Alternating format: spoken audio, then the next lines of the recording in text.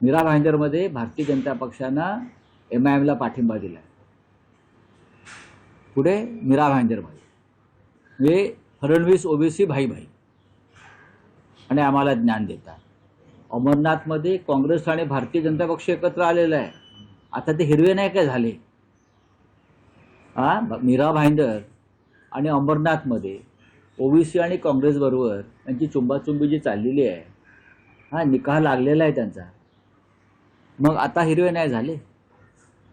मी जे म्हणतो ना, दुतोंडी गांडूळ आहे आणि त्या पद्धतीनं त्यांचं राजकारण सुरू आहे.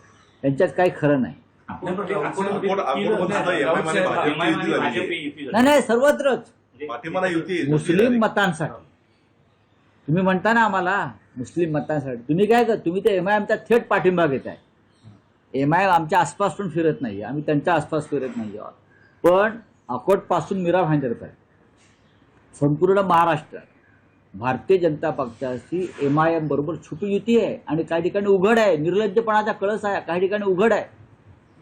मीरा भाईंदर, अमरनाथला काँग्रेस, इतर ठिकाणी काँग्रेस.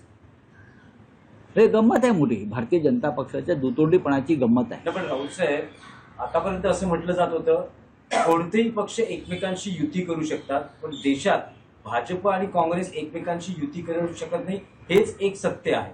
त्याला तिलांजली मिळालेली आहे अंबरनाथमध्ये.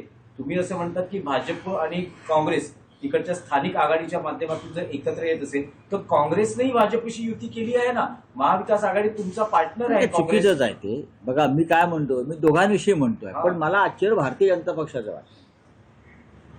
त्यांना काँग्रेसमुक्त भारत करायचं होतं मोदींना. महाराष्ट्रात चित्र वेगळं आहे. एक तर अर्धी काँग्रेस त्याने भाजपात सामील करून घेतलेली आहे आणि उरलेल्या ठिकाणी ते युती करतायत त्यांच्याबरोबर सरळ MIM बरोबर. बघा MIM बरोबर सुद्धा भाजपनं कधी युती केली आहे का मुंबईच्या बाहेर, महाराष्ट्राच्या बाहेर मला माहीत नाही, पण महाराष्ट्रामध्ये नवा पॅटर्न आहे. भाजपला कोणीही चालतो. भाजप कामाठीपुऱ्यामध्ये उभी आहे धंदा करायला. कोणी या बरं का, जो पेजेला देईल त्याच्या शेजेला जायला भाजपा तयार आहे. काय, माझं वाक्य नीट समजून घ्या. जो पेजेला देईल